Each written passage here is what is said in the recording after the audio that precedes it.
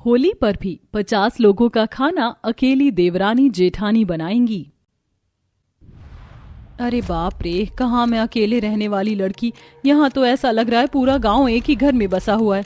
शायद रिश्तेदार होंगे, क्या पता सुबह तक चले जाए। चलो भगवान का लाख लाख शुक्र है कि घर में एक देवरानी तो आई। अब इस 50 जनों के परिवार में कामों में मुझे थोड़ी तो मदद मिल ही जाएगी।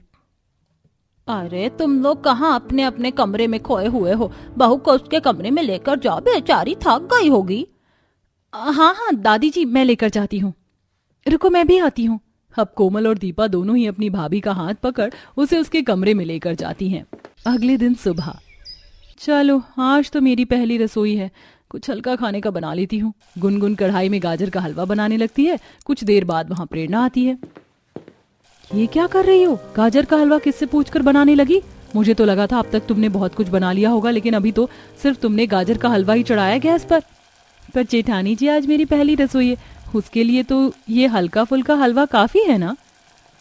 हाँ काफी होता अगर 1 से 2 जनों के लिए बनाना होता, लेकिन गुनगुन तुम्हें 50 जनों के सदस्यों का खाना बनाना है, इसलिए तुम्हें इसकी क्वांटिटी थोड़ी बढ़ानी होगी और खाने की वैरायटी भी और ज्यादा करनी होगी। रुको मैं समझाती हूँ। अब प्रेरणा अलमारी में से बड़े बड़े पतीलों को लाकर गुनगुन के सामने रख देती है।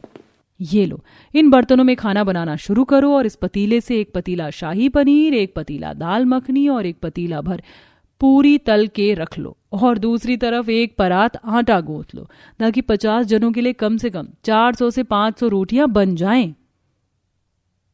अरे ये खाना घर के लिए बन रहा है या भंडारे के लिए? इतना सारा खाना तो किसी भंडारे में ही बनता है। अरे मैंने तो घर में अपनी माँ को 1 कप चाय बनाकर नहीं दी, तो 50 जनों का इतना सारा खाना मैं कैसे बना पाऊंगी? कोई बात नहीं, अब ससुराल में आ गई हो ना, सब सीख जाओगी। मुझे भी नहीं आता था, पर मुझे भी सीखना पड़ा। लेकिन तुम चिंता मत करो, मैं तुम्हारे साथ ऐसा कुछ नहीं करूंगी जो ससुराल वालों ने मेरे साथ किया। मैं तुम्हारी मदद कर देती हूँ। दोनों देवरानी जेठानी अकेले 50 जनों के लिए खाना बनाना शुरू करती हैं। जहां गुनगुन बहुत सारी सब्जियों को कट कर रही होती, तो वहीं दूसरी तरफ प्रेरणा बहुत सारा आटा गूंथ रही होती है। तभी वहां पर दीपा कोमल आती हैं।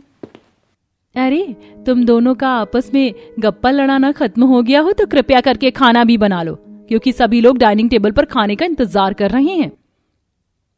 हाँ बस बन गया, अभी लेकर आते हैं।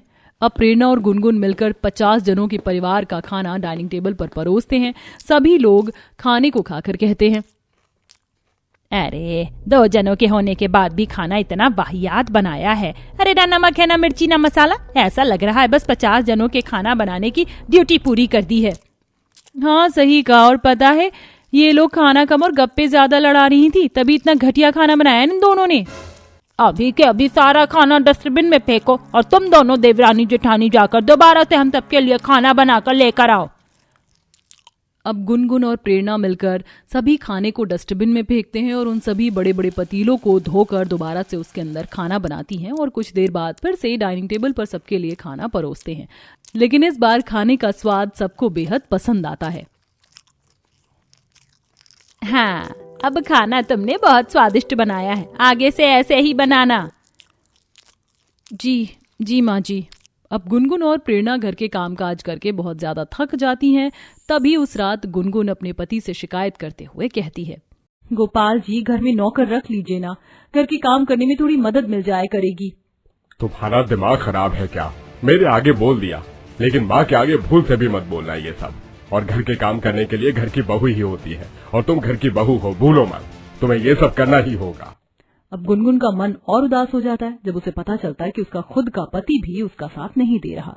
अब ऐसे ही आए दिन दोनों देवरानी जेठानी अकेले ही पूरे परिवार का खाना बनाती, लेकिन घर का कोई एक सदस्य भी उनकी मदद नहीं करता। तभी देखते ही देखते होली का त्योहार आता है और दोनों देवरानी जेठानी आपस में बातें करते हुए कहती हैं, चलो अब थोड़ी राहत मिलेगी। जब होली का त्योहार आया है, साल भर का पर्व है, हम दोनों आराम से होली का त्योहार एंजॉय करेंगे। माँ जी भी देखना होली के त्योहार पर तो नौकर रख ही लेंगी, जो 50 जनों के सदस्यों के साथ साथ मेहमानों का भी खान पान का ध्यान देंगे। अब 2 दिन बाद होली का त्योहार आता है। दोनों देवरानी जेठानी आराम से बैठी हुई होती हैं। तभी वहाँ पर गायत्री आती है। अरे बहू, तुम आराम से बैठी हुई हो, तुम्हें होली के पकवान नहीं बनाने हैं क्या? रिश्तेदार भी आते ही होंगे। क्या इसका मतलब माँ जी, होली जैसे त्योहार पर भी मैं और मेरी देवरानी अकेले ही 50 जनों का खाना बनाएंगी? कोई नौकर नहीं रखेंगी आप? तुम दोनों का दिमाग खराब हो गया है? यहाँ सोफे पर बैठे बैठे सपने देख रही हो नौकरों के? अरे होली सेलिब्रेट करने में ही इतने पैसे लग जाएंगे। अब इतना पैसा थोड़ी ना है कि होली भी सेलिब्रेट करे और नौकर भी रखे। इसीलिए होली पर 50 लोगों का खाना तुम देवरानी और जेठानी अकेले ही बनाओगी। अब गायत्री इतना बोल ही रही होती है कि सारा परिवार उसकी बातें सुनकर वहाँ पहुँचते हैं और एक पर एक अपनी फरमाइश देना शुरू करते हैं। भाभी मेरे लिए गुजिया और मालपुआ बनाना। बहू मेरे लिए सेवई और खीर बना लियो। बहू हमारे लिए मटन चिकन बिरयानी बनाना। गुनगुन मेरे लिए मटर पनीर, शाही पनीर, नान, पूरियां, पुलाव। अब 50 जनों का पूरा परिवार एक एक करके अपनी फरमाइश का खाना गुनगुन और प्रेरणा को बताने लगते हैं। अब सास के कहने पर दोनों देवरानी जेठानी रसोई में आकर अकेले ही 50 जनों का होली का खाना बनाना शुरू कर देती हैं। देखा गुनगुन, होली जैसे त्योहार पर भी माँ जी ने नौकर को नहीं रखा और हमसे नौकरों की तरह काम करवा रही, जैसे हमारे लिए तो होली का त्योहार बना ही नहीं है।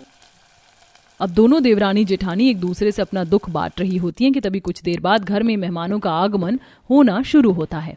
बहू कुछ पकवान लेकर हॉल में आ जाओ, कुछ मेहमान आए हैं। अब प्रेरणा और गुनगुन प्लेट में गुजिया, पुआ, मिठाइयाँ वगैरह लेकर हॉल में आती हैं। ये लीजिए। अरे ये क्या गायत्री तेरी बहू, ये क्या मीठा मीठा लेकर आई? अरे कुछ तीखा चटपटा लेकर आओ। एक काम करो, हम लोगों के लिए फ्राइड चिकन ले आओ। पर खाना सारा बनकर तैयार हो गया है माँ जी, और चिकन हमने ग्रेवी वाला बना दिया है। अरे तो क्या हो गया बहू, कैसी बातें कर रही है? जाओ उसे हटाकर दोबारा से बना ले थोड़ा सा फ्राई चिकन। अब दोनों देवरानी जेठानी गुस्से में दमदमाती हुई रसोई में आती हैं, जहां वह सारी चिकन को हटाकर दोबारा से चिकन बनाना शुरू करती हैं। अरे इन लोगों ने तो बहुत दुखी कर दिया। अरे नौकर से भी बुरी हालत हो गई हमारी, इतना सारा खाना बनाने के बाद भी फरमाइश कर रहे हैं, और माँ जी भी ना। रहने दो गुनगुन, यहाँ पर हमें कोई नहीं समझने वाला। चलो मिलकर फटाफट फ्राइड चिकन बना लेते हैं। अब कुछ देर बाद गुनगुन फ्राइड चिकन बनाकर लेकर आती है, जहां वो देखती है कि हॉल में सभी लोग एक दूसरे को रंग लगा रहे हैं, बहुत खुश हैं और होली का त्योहार सेलिब्रेट कर रहे हैं। कैसे ये लोग हमारे बिना होली का त्योहार सेलिब्रेट कर रहे हैं? छोड़ो जेठानी जी, हमारी किस्मत में कहाँ होली का त्योहार बनाना। हम तो बस एक नौकरानी बनकर रह गए हैं, जो बस सबकी फरमाइश पूरी करते जा रहे हैं। दोनों ऐसा बोल ही रही होती हैं कि तभी वहां पर 2 से 4 मेहमान और आ जाते हैं, जिन्हें गुनगुन और प्रेरणा पानी पिला रही होती हैं। तभी वह मेहमान गर्मी से परेशान होते हुए कहते हैं, अरे क्या भाभी पानी पिला रही हो? जाइए हमारे लिए फ्रूट जूस, ठंडी रायता, दही, लस्सी, कुछ ठंडा ठंडा लेकर आइए, बहुत तेज गर्मी लग रही है। जाओ बहू, खड़ी क्या हो, सुनाई नहीं दिया? सबके लिए ठंडी ठंडी जूस बनाकर ले आओ, सब गर्मी से परेशान हो गए हैं। अब दोनों देवरानी जेठानी ठंडी ठंडी जूस रसोई में तैयार कर रही होती हैं। अरे होली में 50 जनों के सदस्यों का खाना अकेले हम देवरानी जेठानी बना रहे हैं। ऊपर से हर 5 मिनट में ये रिश्तेदार आकर अपनी अपनी फरमाइश कर रहे हैं, और गर्मी भी इन्हें लग रही है, हमें नहीं। हमारी तो किसी को कोई चिंता ही नहीं है। अब कुछ देर बाद ठंडी ठंडी जूस, रायता, शिकंजी का ग्लास लेकर दोनों देवरानी जेठानी हॉल में आती हैं। लेकिन जैसे ही वह जूस का ग्लास टेबल पर रखती हैं कि दोनों देवरानी जेठानी बेहोश होकर जमीन पर गिर जाती हैं। सभी लोग उठाकर उन्हें अस्पताल लेकर जाते हैं। लगता है इन दोनों ने जरूरत से ज्यादा ही होली मना ली है। शरीर पर बहुत थकान है और गर्मी के कारण इन्हें चक्कर भी आया है। तभी अस्पताल के बेड पर लेटी गुनगुन और प्रेरणा कहती हैं, ये तबीयत खराब हमारी होली खेलने की वजह से नहीं हुई है। होली मनाना हमारी किस्मत में कहाँ। हमारी ये हालत तो 50 जनों के परिवार का खाना अकेले बनाने और सबकी फरमाइशों को लगातार पूरी करने की वजह से हुई है। ये तो बहुत ही गलत बात है। आप सभी को अपनी बहू से माफी मांगनी चाहिए। आप लोगों की वजह से होली जैसे त्योहार में ये अस्पताल में एडमिट है। हमें माफ कर दो गुनगुन, हमसे बहुत बड़ी गलती हुई है। तुमने तो कई बार कहा, लेकिन हमने तुम्हारी बातों को नजरअंदाज किया। पर बस अब और नहीं। मैं मानता हूं कि मेरे परिवार वालों की वजह से तुम दोनों का होली जैसा त्योहार खराब हो गया, लेकिन मैं प्रॉमिस करता हूं आज के बाद से तुम दोनों को घर का एक भी काम करना नहीं पड़ेगा, क्योंकि अब मैं घर के सभी कामों के लिए नौकरों को रखूंगा। अब घर का हर एक सदस्य अपनी बहू से माफी मांगता है और उसके बाद उनकी बहू भी सबको माफ कर देती है और अपनी गलती का पश्चाताप करने के लिए ससुराल वाले घर में 2 से 4 नौकरों को रख लेते हैं, जिसके बाद से दोनों देवरानी जेठानी अपने ससुराल में खुशहाल जिंदगी व्यतीत करने लगती हैं। माँ जी, आज हमारे पास सब कुछ है। अगर हमने वो स्ट्रगल नहीं किया होता तो आज करोड़पति नहीं होते। इसी के साथ मेरा एक छोटा सा सपना भी पूरा हो गया। हाँ बहू, ये तो है, और ये सब तेरी वजह से हुआ है। माँ, सिर्फ आपकी बहू नहीं, आप दोनों ने ही कमाल कर दिखाया। ये सास बहू की जोड़ी सास बहू के मेकओवर के नाम से बहुत फेमस हो चुकी है अब। हाँ रमेश बेटा, तू ये भी कह सकता है। माँ, आपने मुझे जो रिमोट कंट्रोल कार दिलाई है वो मुझे बहुत पसंद आई, शुक्रिया माँ। मेरे बच्चे, तेरे लिए तो अब तेरी माँ कुछ भी कर सकती है। आखिर सास बहू कौन से स्ट्रगल की बात कर रही थी और आखिर वह कैसे करोड़पति बनी? आइए जानने के लिए कहानी में कुछ समय पीछे चलते हैं, जहाँ कोमा में पड़े रमेश के पास डॉक्टर और सुमन थे। डॉक्टर साहब, अब मैं इन्हें और इस तरह से नहीं देख सकती। मेरा दिल इनसे बात करना चाहता है। आखिर ये कब कोमा से बाहर आकर मुझसे बात करेंगे? देखिए, आप तो जानते हैं इनका ऐसा एक्सीडेंट हुआ है कि चोट सीधा दिमाग पर लगी है। हो सकता है ये 15-20 दिनों में भी कोमा से बाहर आ जाए, और नहीं आए तो 6 महीने भी लग सकते हैं। इस बीच आपको भगवान पर अपनी आस्था बिल्कुल नहीं छोड़नी है और उनके हाथ पैर सहलाकर मालिश करते रहिएगा। बस मेरा बच्चा ठीक हो जाए और मुझे कुछ नहीं चाहिए भगवान। माँ, पापा तो मुझे हर संडे को पार्क ले जाते हैं, पर वो मुझे आज पार्क नहीं ले जाएंगे क्या? अंशु बेटा, पापा की तबीयत अभी ठीक नहीं है, वो अभी बहुत टाइम तक सोएंगे। जब तक उठ नहीं जाते तब तक मैं ही आपको पार्क ले जाया करूंगी, और दादी है ना? पर मुझे पापा के साथ पार्क जाना अच्छा लगता है, मैं भी नहीं जाऊंगा। अंशु, दुखी मत हो बेटा, जा, तेरा दोस्त है ना बाहर, उसके साथ खेल, शाम को पार्क चलेंगे। ठीक है दादी। तभी डॉक्टर चले जाते हैं। अंशु भी दोस्तों के साथ खेलता है। सास बहू घर के काम निपटाती हैं। सुमन ने घर का खर्च चलाने के लिए एक सेठानी का घर चुना था, लेकिन उसके सेठ की नीयत खराब थी। चाय देते वक्त अकेले में उसका हाथ पकड़ लिया। इस वजह से घबराकर सुमन भागती हुई घर आ गई। नहीं नहीं नहीं नहीं नहीं, मैं वहाँ दोबारा नहीं जाऊंगी। लेकिन अगर नहीं गई तो घर का खर्चा कैसे चलेगा? अंशु की पढ़ाई का खर्चा, घर के राशन का खर्चा, इनकी दवाई। सुमन बहू, क्या हुआ? तू परेशान क्यों है? मुझे बता, इतना घबरा क्यों रही है? कुछ हुआ है क्या? माँ जी, मैं वहाँ नहीं जाऊंगी। ये कहकर सुमन रोते रोते अपनी सास को सब कुछ बता देती है। तब अवंतिका, उसकी ये हिम्मत, तू मेरे साथ चल, मैं उसको छोड़ूंगी नहीं। नहीं माँ जी, रहने दीजिए, खामखा बदनामी हो जाएगी। घर का खर्च कैसे चलेगा, मुझे यही समझ नहीं आ रहा, पर मैं वहाँ नहीं जाऊंगी। हाँ, तूने बिल्कुल ठीक कहा, तू उस जगह नहीं जाएगी। हम कोई और दूसरा काम देखते हैं।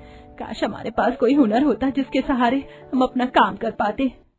हुनर से माँ जी याद आया, शादी से पहले मैंने ब्यूटी पार्लर का कोर्स किया था। थोड़ा मैं भूल चुकी हूँ, लेकिन हम वह काम शुरू कर सकते हैं। मुझे थोड़ा बहुत मेकअप करना, थ्रेडिंग वगैरह आता है। तू मुझे भी बता दे, हम दोनों मिलकर ये काम करेंगे तो घर का खर्चा जल्दी उठेगा और छोटी सी शुरुआत करेंगे। जानती है ना, नाम बनाने में समय लगता है। हाँ माँ जी।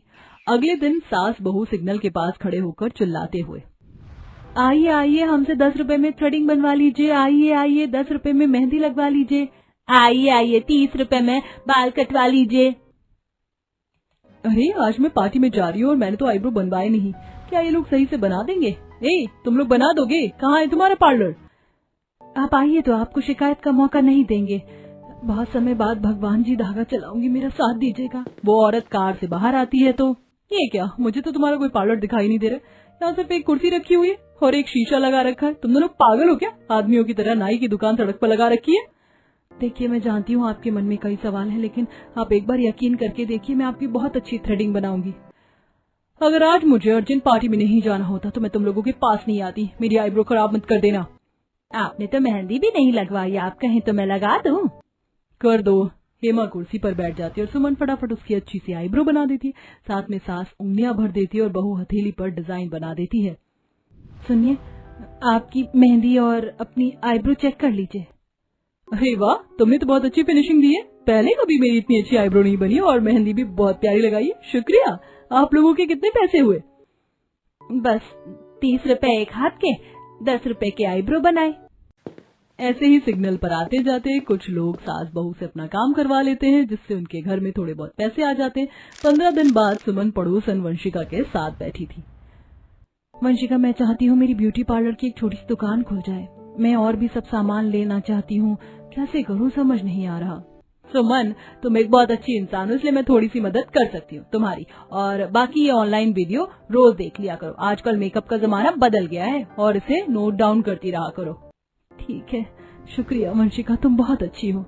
सुमन 15 से 20 दिनों तक नई नई मेकअप करने और ब्यूटी पार्लर से जुड़ी हुई वीडियो देखकर बहुत कुछ सीख जाती है और एक कॉपी में लिख लेती है। वहीं वंशिका की मदद से पार्लर का सामान थोड़ा थोक में ले आती है और अपने घर में कोने में पर्दा डालकर शीशा लगाकर पार्लर चालू कर देती है, बाहर बोर्ड लगाकर, जिससे कुछ कुछ लोग उसके पार्लर में आने लगते हैं। साथ ही सास बहू घर के एलोवेरा से चेहरे पर निखार लाने वाली एक फेमस मास्क को भी तैयार कर लेते हैं, जिसे लोगों को लगाते ही एक दिन, सुनिए कोई है क्या?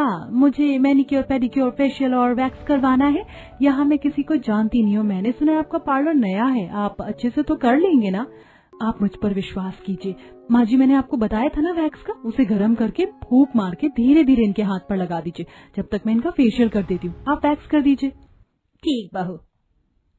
बहू के कहने पर सास वैक्सिंग कर देती है और बहू फेशियल करती है। सुनिए, आपका फेशियल चल रहा है, वैक्स भी हो गई, मैनिक्योर कर देती हूँ। हाँ जी ठीक है।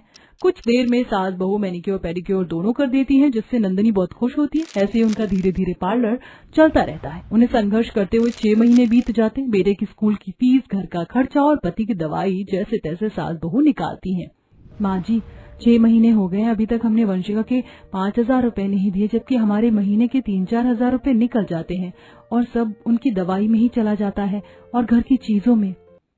माँ, मेरा दोस्त रोहन नई रिमोट कंट्रोल कार लेकर आया है, मुझे भी वो चाहिए, माँ दिला दो ना। नहीं अंशु बेटा, वो बहुत महंगी आती है। मैं अभी तुम्हें रिमोट कंट्रोल नहीं दिला सकती, जानते हो ना, पापा जगह नहीं है, उनके सिर पर चोट लगी है। आप तो बहुत गंदे हो, नए कपड़े भी नहीं दिलाते, अच्छा खाना भी नहीं खिलाते, ना मैगी खिला दो, और मुझे रिमोट कंट्रोल कार भी नहीं दी। मेरे दोस्त बहुत मजे करते, लेकिन मेरे को कुछ नहीं मिलता। ये सुनते ही सुमन अंशु पर हाथ उठाती है। इतने में अवंतिका हाथ पकड़ लेती है। बस कर बहू, वो बच्चा है और मैं ये भी जानती हूँ तू हालातों से परेशान है। देख रही है ना माँ जी आप इसकी जिद। सुनिए, आज मेरी बेटी की शादी है, आप इसको सुंदर सा तैयार कर दीजिए, लेकिन मेरे पास इतने पैसे नहीं है कि मैं महंगी महंगी चीजें करवा सकूं। अगर 1,000-2,000 में कुछ हो जाए तो। आप निश्चिंत रहिए, आपकी बेटी को बहुत सुंदर तैयार करूंगी, आप बैठ जाइए। विशाखा की बेटी बैठ जाती है और सुमन 3 घंटे में उसका बहुत अच्छा मेकअप करके दुल्हन की तरह तैयार कर देती है। वाह, ये मैं हूँ, मुझे तो यकीन ही नहीं हो रहा। और आपने मेरे फेस पर जो मास्क लगाया था उससे तो बहुत ग्लो आया है। क्या ये मुझे और मिल सकता है? ये हमारे हाथ की बनाई हुई घर का एलोवेरा फेस मास्क है, 50 रुपए की शीशी आपको मिल जाएगी।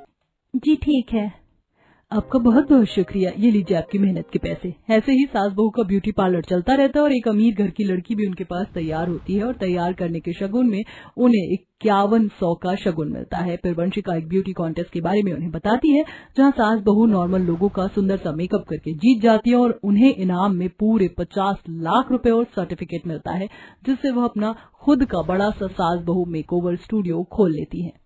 और मैगजीन में भी उनके बारे में छपता है। धीरे धीरे उनके पास बहुत सारी ब्राइडल लाखों रुपए में मेकअप करवाने आती हैं, जिससे वह करोड़पति बन जाती हैं। साथ ही रमेश की देखभाल करने से वह भी कोमा से बाहर आ जाता है और अपने बनाए एलोवेरा फेस मास्क को भी न्यू प्रोडक्ट के रूप में लॉन्च करती हैं, जो काफी बिकता है।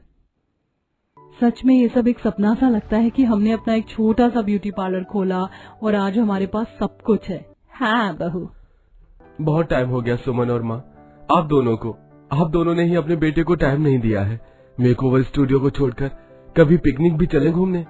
हाँ बिल्कुल। मैम देखना, मैंने आरती का बहुत सुंदर सा मेकअप किया है। क्या वो पार्टी मेकअप है या एंगेजमेंट वाला, आप बता दीजिए। मुझे आपसे हेयर स्टाइल भी सीखना है। और हाँ, आपकी एक क्लाइंट भी आई है, उसका बहुत हेवी ब्राइडल मेकअप करना है, जो हमसे तो बिल्कुल नहीं होगा। आप आ जाइए। लो काम आ गया, मैं चलती हूँ, आप जब तक बातें कीजिए। सुमन अपने बड़े से स्टूडियो में सारे स्टूडेंट को मेकअप करने के बारे में बताती है, फिर हेयर स्टाइल के बारे में। उसके बाद वह दुल्हन का बहुत हेवी ब्राइडल मेकअप करती है और उसके साथ रील बनाकर डांस करती है।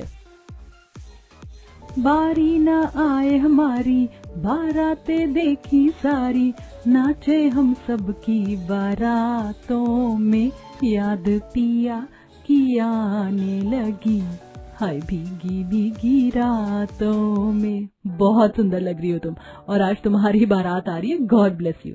इस तरह सास बहू का छोटा सा संघर्ष ब्यूटी पार्लर का उन्हें करोड़पति बना देता है। साथ ही वह ब्राइडल मेकअप करने के लिए मशहूर हो जाती हैं और वो यूं ही खुशी खुशी रहने लगती हैं।